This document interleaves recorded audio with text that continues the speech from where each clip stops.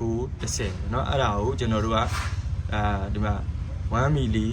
2 milli 3 milli 4 milli 5 milli 6 milli 7 milli 8 milli 9 milli 10 milli เนาะ10 milli ဆိုလို့ရှိရင်ဒီမီလီမီတာ10သိန်းဆိုလို့ရှိရင်ကျွန်တော်စင်တီမီတာတစ်စိမ့်မို့1စင်တီမီတာရအောင်เนาะဒါဆိုလို့ရှိရင်စိတ်20ဆို2စင်တီမီတာစိတ်30ဆိုလို့ရှိရင်3စင်တီမီတာ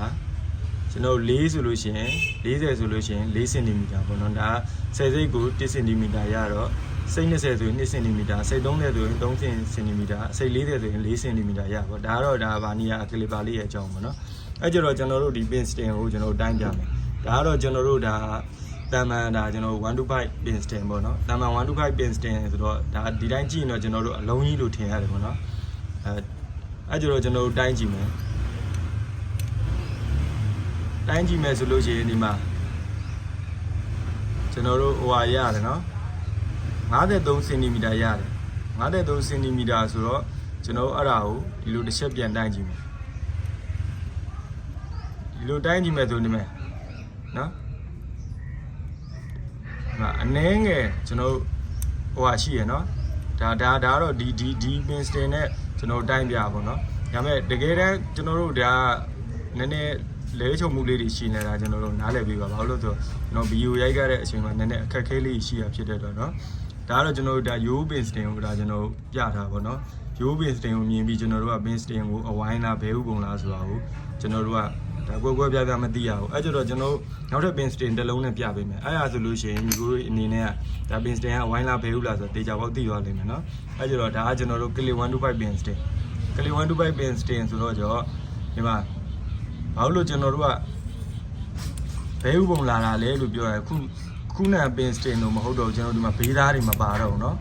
ဘေးသားတွေဘာလို့မထည့်တော့လဲဆိုတော့ဒါပြောမယ်ဆိုလို့ရှိရင်ကျွန်တော်တို့ဒါဘဲဥပုံလာတာဖြစ်တဲ့အတွက်ဒီဘေးသားတွေမလိုတော့ဘူး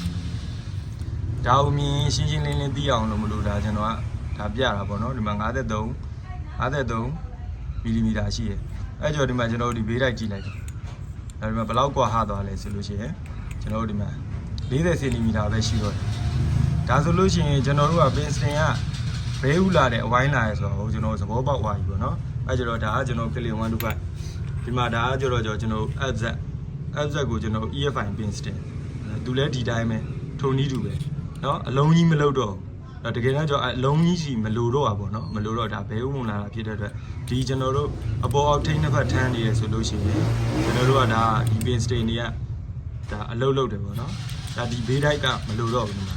အဲ့ဒါကြောင့်မလို့နောက်လာတဲ့ pin stain တွေတော်တော်များများကကျွန်တော်တို့ဘိန်းကြီးတွေရောကလစ်တွေဟောတော်တော်များများကဒီလို pin stain ပုံစံမျိုးတွေနဲ့လာတော့ဒါဆိုရင်ညီကိုတွေအနေနဲ့ကဒါနားလဲသဘောပေါက်မယ်လို့ထင်ပါတယ်เนาะဒါဆိုလို့ရှိရင်ကျွန်တော်တို့ဘဲဥပုံလာတယ်ဆိုတော့ဒီ pin stain လေးတွေနဲ့ကျွန်တော်ကဒါရှင်းပြလိုက်တဲ့အချိန်မှာဒါနားလဲသဘောပေါက်သွားပြီเนาะဒီ pin stain ဆိုလို့ရှိရင်ဒီမှာကျွန်တော်တို့ဒီမှာဒါအလုံးကြီးလာလို့ထင်ရတယ်ပေါ့ U125 pin stain တွေပေါ့เนาะဒီကောင်လေးဆိုလို့ရှိရင်ဒါကျွန်တော်တို့ဒါ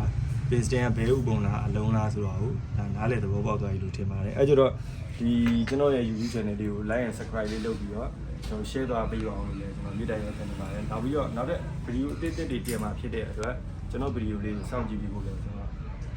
မြစ်တိုင်ရခံပါတယ်